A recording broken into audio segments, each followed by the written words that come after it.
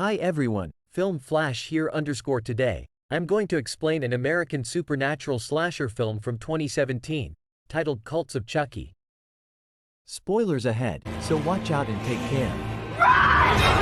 The previous Child's Play film ended with Nica being arrested for Chucky's murder of her family. Nica's niece Alice in Chucky's clutches, Tiffany subsequently mailing Chucky to a now-adult Andy Barkley, and Andy shooting Chucky when the package arrives. Jumping ahead a few years, Andy is on a date. His date, having looked up his past online, is creeped out and leaves early. Andy returns home and, from a safe, removes the decapitated but still alive head of Chucky, the scar-headed version from Bride of Chucky, through Curse of Chucky. The pair banter for a bit, and then Andy takes out a blowtorch and begins torturing his nemesis with it. Meanwhile, Nica is receiving electroshock therapy in a mental hospital, having been deemed insane and committed after her trial for the events of the first film. She speaks with her psychologist, Dr. Foley, who notes that Nica has made significant progress in acknowledging her own responsibility for killing her family, rather than attributing it to Chucky. As a result, Dr. Foley arranges for her transfer to a low-security institution. There, she meets fellow inmates Malcolm, Angela, Madeline, and Claire. Initially, things go well. She and Malcolm have a romantic encounter, and she begins participating in group therapy sessions. However, during one session, Dr. Foley introduces a good guy doll he purchased from Hot Topic, which visibly unsettles Nica, though she insists the doll is not real. Angela claims to have received a threatening phone call from Chucky, and Madeline adopts the doll as her baby. Nica is devastated by the news and blames herself for Alice's fate. Tiffany then leaves Nica with another good guy doll, allegedly used by Alice during her therapy sessions. Later that day, Tiffany visits Nica, revealing that she was Alice's guardian until Alice's recent death from a broken heart. That night, one of the Chucky dolls sneaks into the hallway, steals a scalpel, and approaches Nica's room. It encounters Angela, who thinks she's hallucinating. Chucky threatens to kill her next.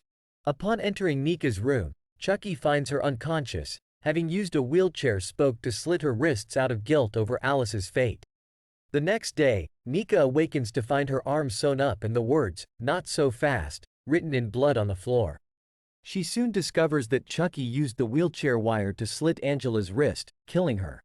At group therapy, Nica drops her act and accuses Chucky of the murder. To prove Chucky's non-existence, Dr. Foley uses a lighter to melt the hand of the Chucky doll given by Tiffany into a claw shape. When Nica demands the same test for baby Chucky, Madeline flees with her baby. Malcolm believes Nica, and they start following Madeline.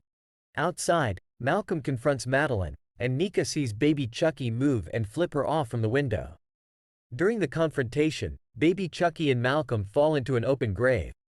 When they emerge, Malcolm gives Nica an ominous smile and starts calling himself Charles, hinting at Chucky's possession. Meanwhile, Claire tries to dispose of Claw Chucky, but it comes to life, bites her, and later kills her by shooting an oxygen tank through the skylight, decapitating.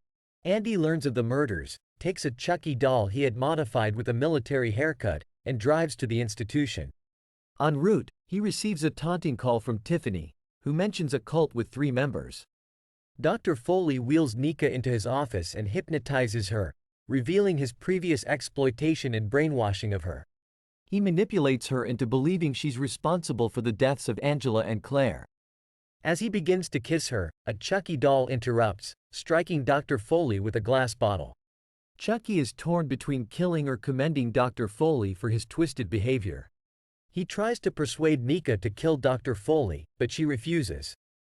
Later, Nica has a nightmare where Alice taunts her and a giant Chucky attacks her. When she awakens, Dr. Foley falsely accuses her of attacking him, further manipulating her perception of reality. Later, Dr. Foley receives the military haircut good guy doll in the mail. Andy arrives, demanding to be committed, and fights the guards until they restrain him in a rubber room. Madeline appears to have a breakthrough with baby Chucky and buries the doll in the cemetery. Dr. Foley places Madeline on suicide watch, concerned about her reaction to acknowledging her role in her child's death. However, baby Chucky rises from the grave, enters Madeline's room through the window, and kills her by ripping out her tongue, making it look like a suicide. Dr. Foley returns to his office to find Nica waiting. He reveals his plan to pin the recent murders on her and write a book about her supposed crimes. He then forces Nica to wear high heels and begins molesting her until both Chucky dolls knock him out again. Claw Chucky explains that he learned a new voodoo spell allowing him to split his soul across multiple bodies.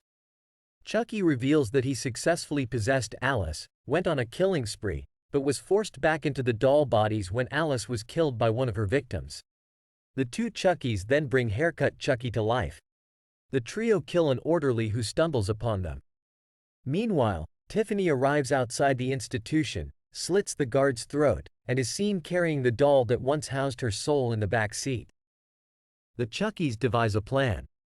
Baby Chucky attends to unfinished business, while Claw Chucky successfully possesses Nica, restoring her ability to walk. Nica, now fully under Chucky's control, exits her wheelchair and brutally kills Dr. Foley with her high heels.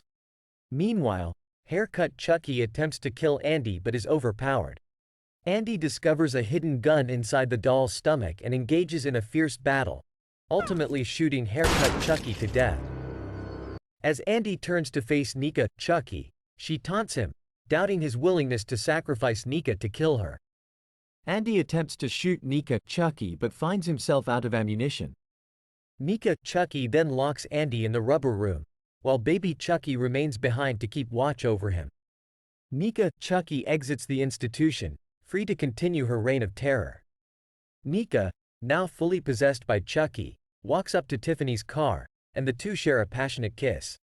They get in the car, where Tiffany expresses her longing for Alice, and they both burst into laughter at the irony.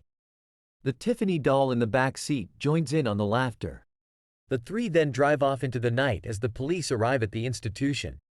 In a post-credits scene, the front door to Andy's house opens, and Scar Chucky, still alive, exclaims Kyle.